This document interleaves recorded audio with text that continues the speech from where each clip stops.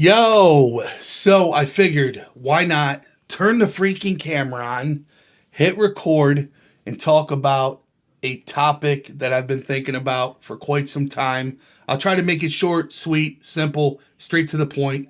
Please don't fall asleep. I know these whole talking head videos aren't the coolest and most flashiest and productive type videos, but I got to entertain myself some way, right? So anyways, with all that being said, this video is just simply for you guys and myself to talk about what areas do we think that we can get better with when it comes to being the best bow hunter that we can possibly be. So I'll start off with myself, but before that, drop a comment below letting me know just that. Smash the like button. I would greatly appreciate it. That does help the channel grow a lot. It really does. So I appreciate you guys. Now, for me, it's scouting. I feel like that is where I struggle tremendously, not only in the past, even leading up to this very moment. Some things outside of my life have prevented that have been beyond my control, but things are swinging in the right direction. So hopefully now I can focus on the future and scouting more. So in order to do that, scouting plays a big role. I have heard people in the past, they say scout more than you hunt. And I'm like, huh? What? That doesn't even make sense. I want to hunt more. I want more time in the tree stand and I work too much. Like, why should I spend more time scouting? I look back on my most productive years in my short hunting career, and my best years are when I scout it more than I hunt it. And then I'm like, oh yeah, now it all makes sense when they say that. So I definitely understand that. Now, scouting, is, e-scouting on your phone, looking at maps, topo maps, eliminating areas, pinpointing certain areas, going on your computer, looking at different spots on public land. But for me, I am a visual type guy. I need to be out there on that piece of public or private. I need to see the tracks, the scrapes, the rubs, creek crossings, all that stuff in order for me to get a good feel of it and just simply to understand it. That's just how I'm wired. Now, the maps and technology is all great, but boots on the ground, to me, it doesn't get better than that. And you burn some calories and get a good workout in the process. So you get a 2-for-1. How awesome is that? So scouting is definitely crucial when preparing for the up and coming season, which starts right now because the current season just ended. So what's better than right now? I hear people say that all the time. You should scout immediately after, especially when there's snow on the ground. Now, I haven't been able to do that. I got to get my whole car situation figured out, unfortunately. But once I do, scouting is going to be my main priority. Now, it's not going to be everything. You got to utilize your time. We all got jobs and families and wives and all that good stuff.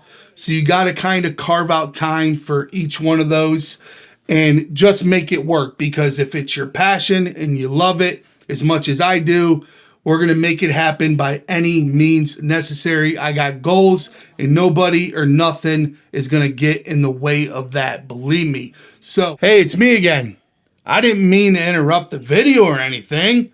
Just wanted to wake you guys up. Hopefully you're still awake. Please don't be sleeping. And hopefully you have watched from the very start up until now and you didn't fast forward and then rewind and bounce back and forth, because when you guys do that, it does not help my channel, because the YouTube algorithm is like a really weird thing. It's like a teenager that can't quite figure out if they want to sleep all day, go out with their friends, but you get what I'm saying. So anyways, I just wanted to chime in here and ask you guys to drop a comment below. Let me know, do you prefer trail cameras or no trail cameras? Because I know with the old school and the new school, the old school OG guys believe no trail cameras. They kind of want to go in there, hunt over fresh sign. Hey, can you believe this, Georgie? You got these new guys with their freaking cell cameras and all their fancy camo and their freaking flagship bows and their expensive arrows and ridiculous broadheads and all this shit that's unnecessary when, back in my day, not know what deer's walking around, so they're completely surprised at the moment of truth,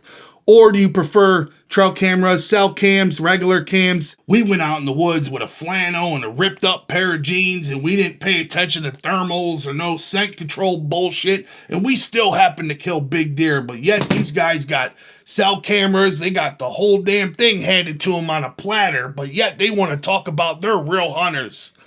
I don't think you boys know what a real hunter is. Either way, let me know below, and let's get back to the video. So, new mindset, new goals, that's where I'm at right now. Stay focused, stay positive, do the damn thing, but put in the work, because however many months from now, when I'm sitting there in the tree stand and I'm like, damn, I'm burning out this spot, I wish I would have scouted. I talked about it, but I wasn't about it. So if you're going to talk about it, be about it. And I'm talking about myself when I say all of this stuff, believe me.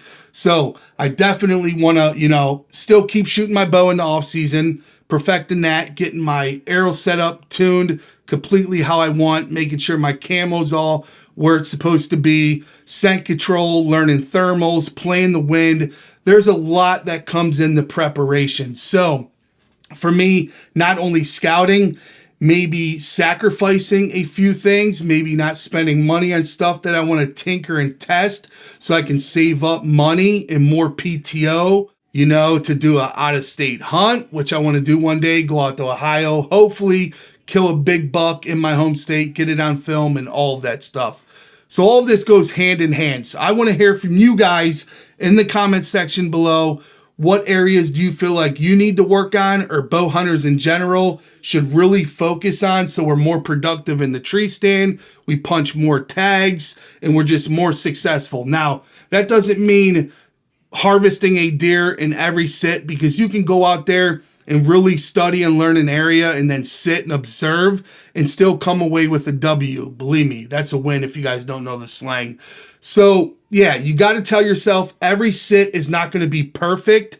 You got to put in good quality sits. A good observation sit will tell you a lot. An old timer told me that a long time ago. I ignored that. I don't know why.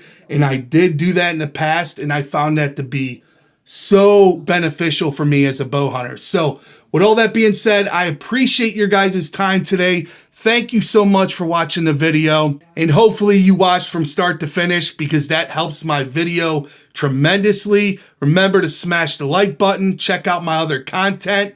Go out there, teach someone how to shoot a bow, pass on the knowledge, teach them how to scout, but most importantly, treat others how you want to be treated, and I'll catch you guys on the next video. Peace.